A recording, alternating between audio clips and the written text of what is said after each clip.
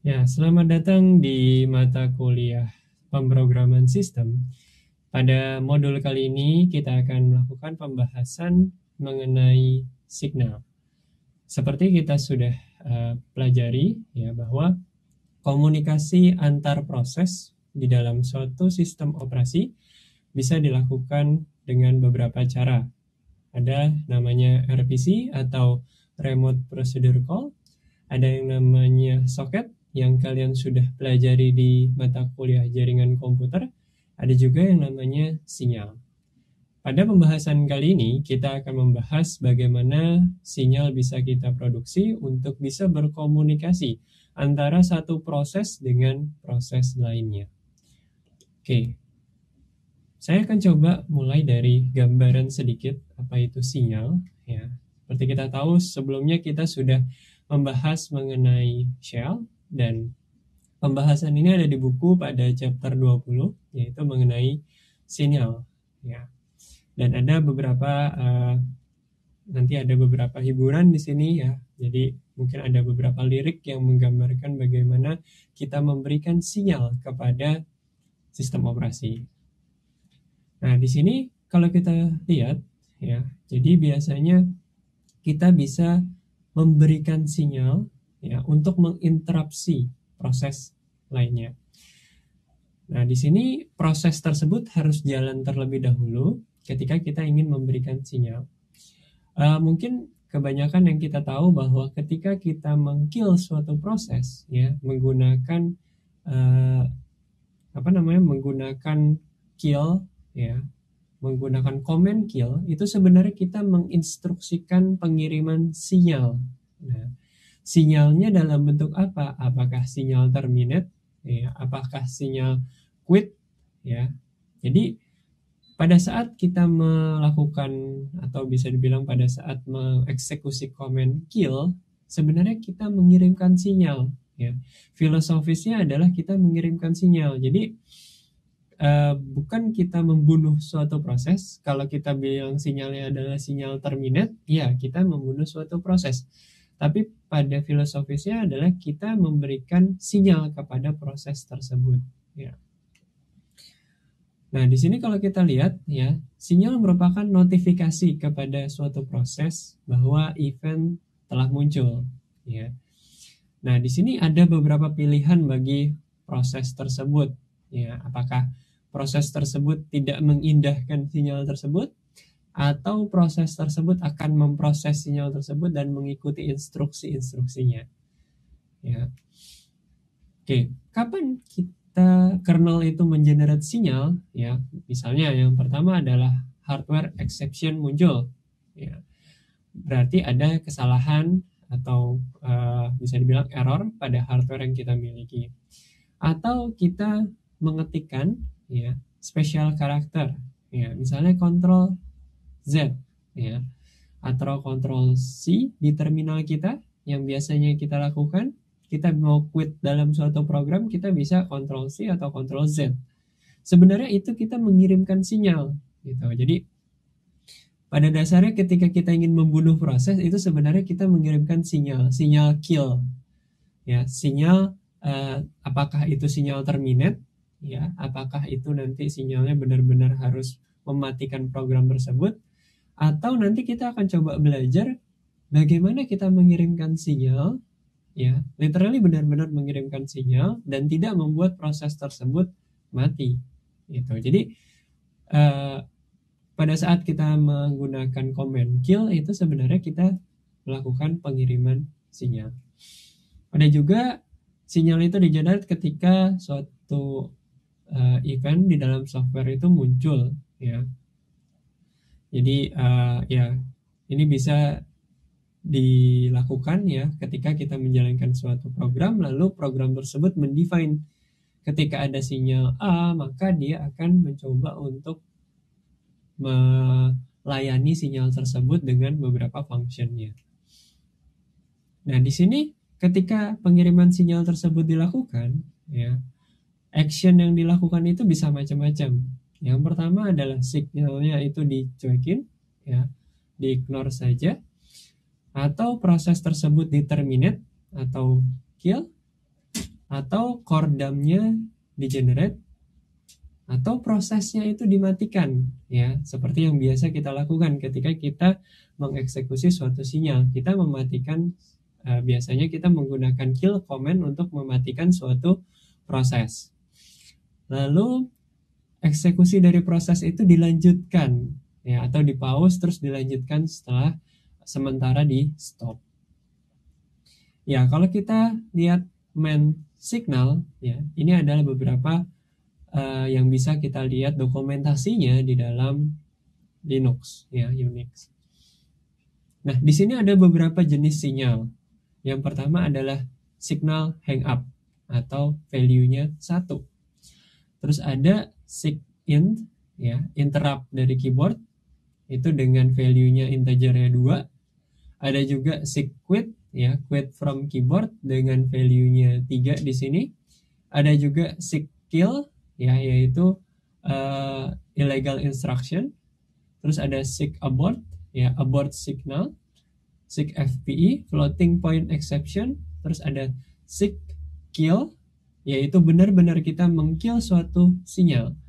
Jadi kalau kita ingin benar-benar mengkill atau membunuh suatu proses, kita menggunakan kill -9. Biasanya yang dilakukan adalah kill -9 terus PID-nya.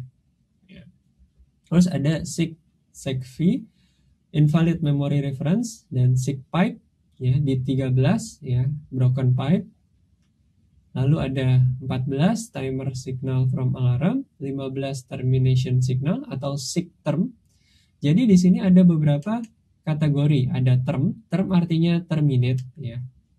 Term ini artinya termination dari program tersebut, ya. Ada juga yang tidak menterminate, ya. Ada juga yang stop proses, ya.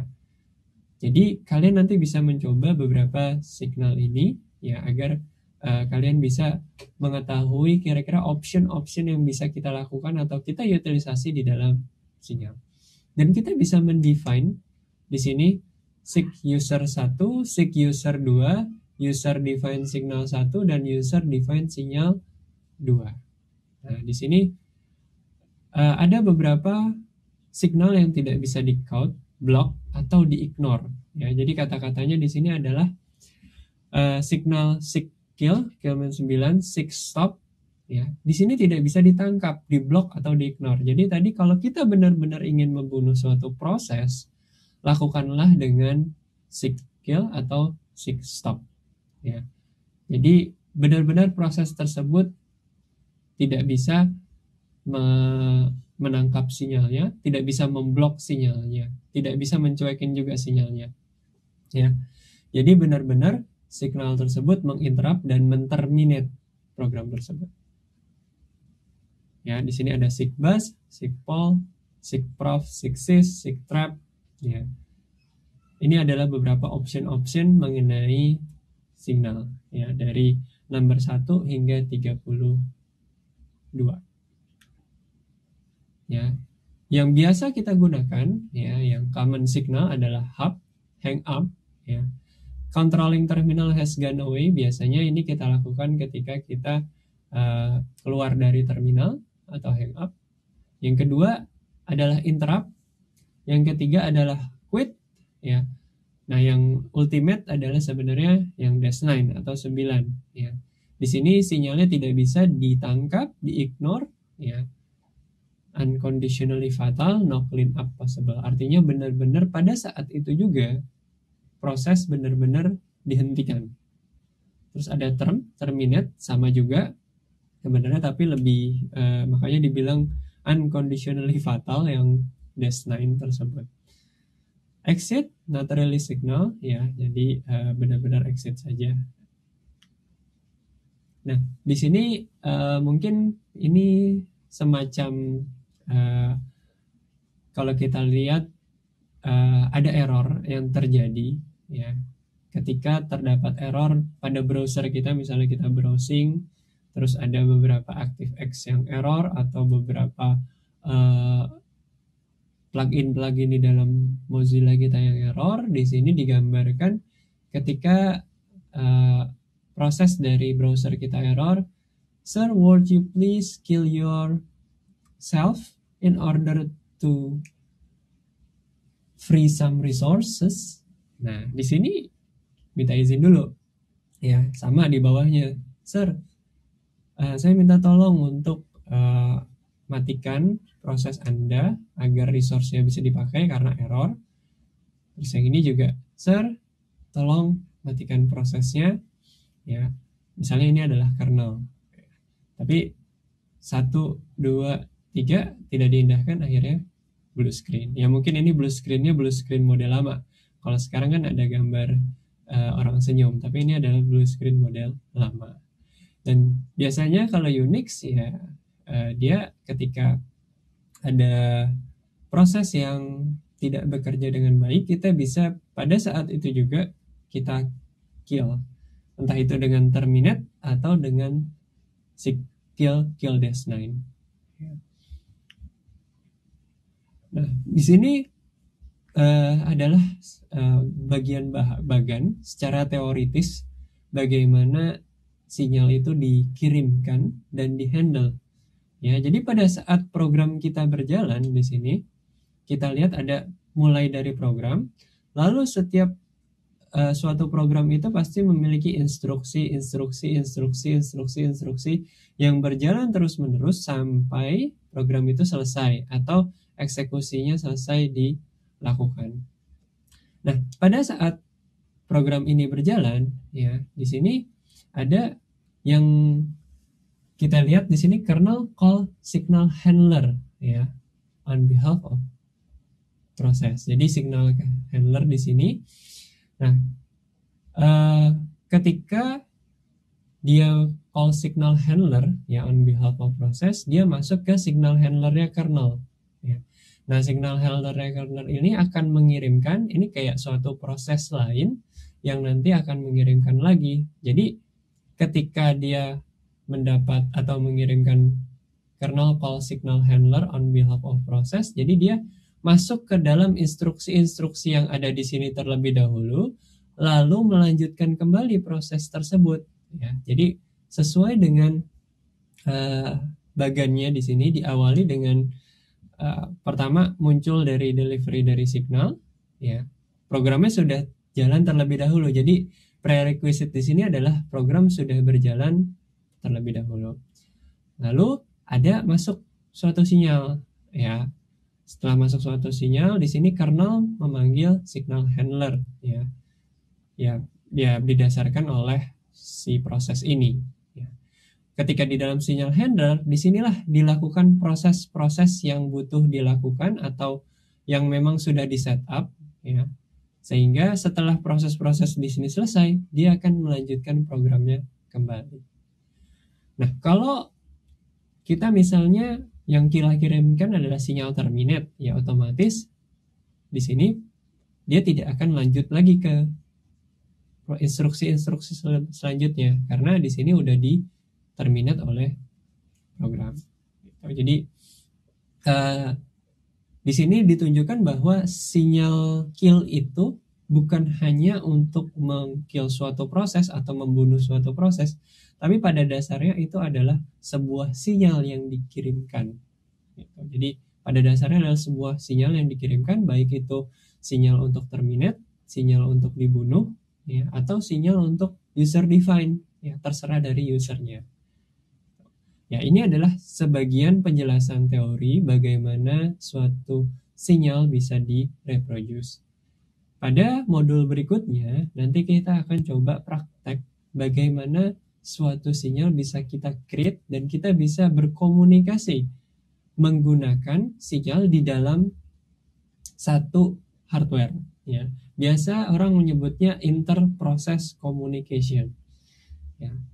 Sinyal bisa digunakan sebagai media untuk berkomunikasi antar satu proses dengan proses yang lain.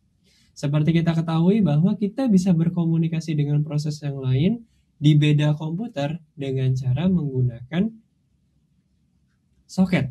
Ya, kalian mungkin sudah belajar di jaringan komputer mengenai soket programming. Soket tersebut diinisialisasi, punya proses di dalamnya, di komputer lain diinisialisasi juga, punya proses di dalamnya, lalu dibuka soketnya dengan port tertentu lalu berkomunikasi satu sama lain.